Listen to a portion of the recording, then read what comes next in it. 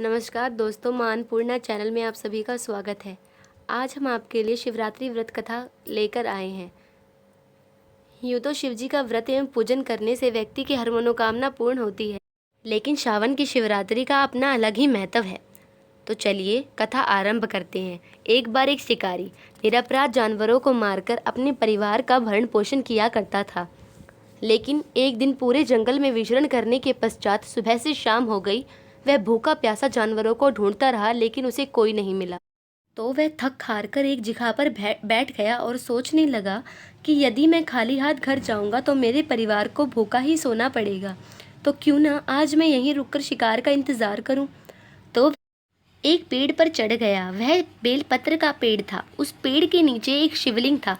पेड़ पर चढ़ने के लिए उसने बहुत से पत्ते नीचे तोड़कर फेंक दिए। वे सारे पत्ते शिवलिंग पर ढक गए। वह पेड़ पर चढ़ गया और कुछ देर इंतजार करने लगा। कुछ देर पश्चात वहां पर एक हिरनी पानी पीने आई और शिकारी ने उस पर धनुष बाण तान दिए। तो वह हिरनी बोली, हे व्यक्ति, तुम ये क्या कर रहे हो। तो शिकारी बोला, मैं तुम्हें मारने जा रहा हूँ। तुम्हें मारकर मैं अपने परिवार की भूख शांत करूंगा। तो हिरनी बोली, तुम्हारे परिवार के लिए तुम मेरी हत्या करोगे। मेरे छोटे छोटे बच्चे मेरा घर पर इंतजार कर रहे होंगे। ठीक है, एक बार मैं उनसे मिल आऊं, फिर तुम मुझे मार लेना। हे व्यक्ति, मेरा विश्वास करो, मैं अवश्य वापस आऊंगी। ये वचन सुनकर शिकारी ने उसे कहा, ठीक है जाओ, लेकिन वापस अवश्य आना। कुछ देर पश्चात वहां पर एक हिरण पानी पीने आता है। शिकारी फिर से उस पर धनुष बाण तान देता है और कहता है, मैं तुम्हें मारने जा रहा हूँ।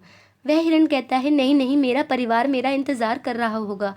हे शिकारी, मुझे एक बार उनसे मिलकर आने दो। शिकारी उसकी बात सुनकर भी उससे कहता है, ठीक है जाओ, पर वापस अवश्य आना। वे दोनों हिरण जाकर घर जाकर एक दूसरे से बात करते हैं। तो वह हिरण कहता है, हे प्रिय, मुझे जाना होगा, तुम बच्चों का ध्यान रखना। तो वह हिरण कहती है, नहीं नहीं स्वामी, पिता के बिना बच्चों का क्या होगा, और एक पत्नी का उसके पति के बिना कोई अस्तित्व नहीं होता। तो वह हिरण कहता है, नहीं नहीं, मुझसे अधिक आवश्यकता बच्चों को एक माता के प्रेम की है। तुम्हारे बिना बच्चे जीवित नहीं रह सकते। तो ये सब बातें सुनकर उन दोनों ने एक विचार किया कि क्यों ना दोनों ही शिकारी के पास चले जाएं।